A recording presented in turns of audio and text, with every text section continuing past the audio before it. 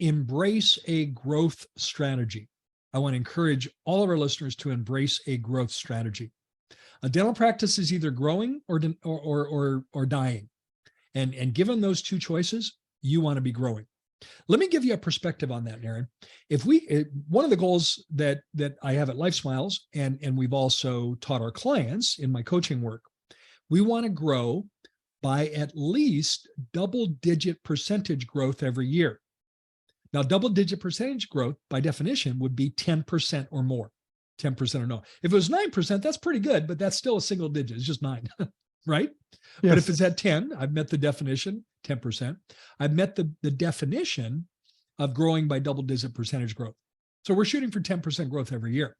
Now, if you can do that continuously, 10% a year, in less than 7 years, your practice will double in size. It's called the rule of 72s, the rule of 72. And if you look that up, Google that, you'll see the math behind that.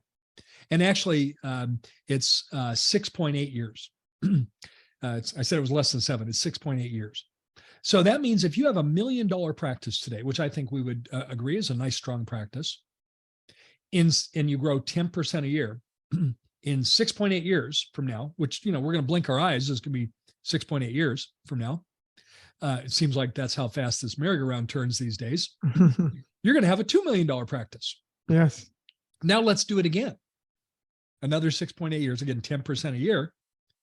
Then we're now going to have a $4 million practice. And can we agree a $4 million practice is a very different practice?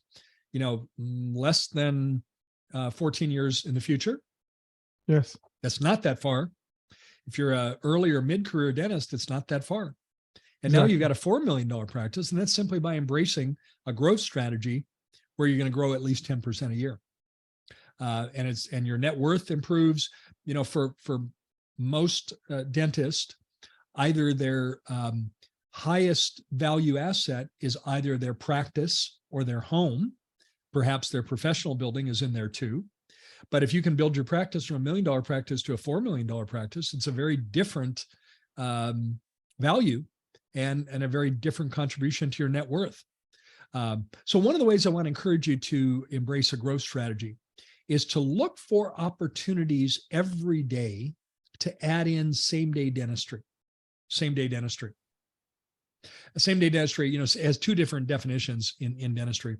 One definition is by using CEREC or CAD/CAM dentistry. It's doing the crown in the same day.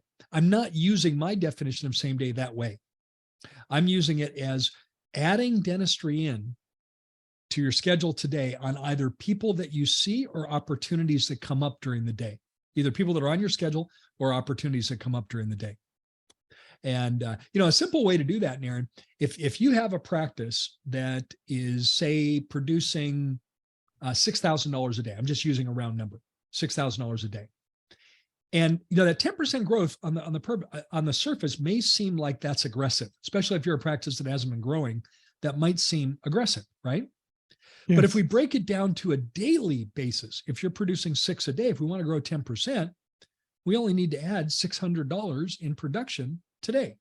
And that could be a minor clinical procedure to do that. And when you break it down into its really bite-sized pieces, it becomes a lot more realistic when you break it down that way.